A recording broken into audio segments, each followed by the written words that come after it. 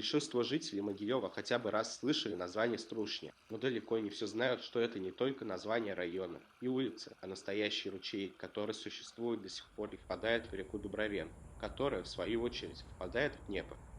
Длина ручья составляет чуть более 2,5 километров, несмотря на небольшие размеры. Струшни считается одним из важных малых водотоков города и входит в природную систему, формирующую ландшафт Могилева. История этого ручья тесно связана с историей города.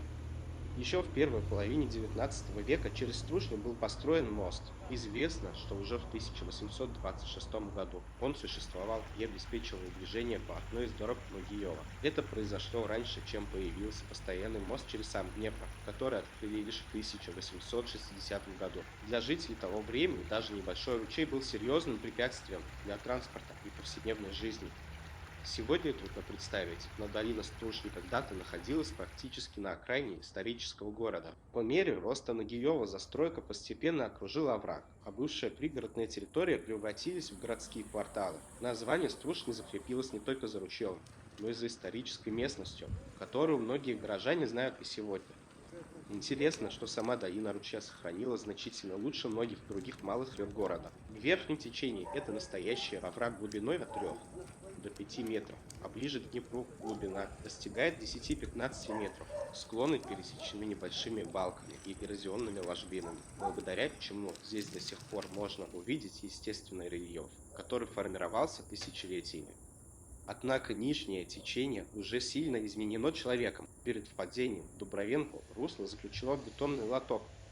При этом экологические исследования последних лет показали неожиданно хорошие результаты. В стружне были обнаружены личинки паденок, насекомых, которые считаются индикаторами относительно чистой воды. Кроме того, качество воды по ряду показателей улучшилось по сравнению с предыдущими годами, хотя отдельное превышение содержания железа и марганца еще сохраняются.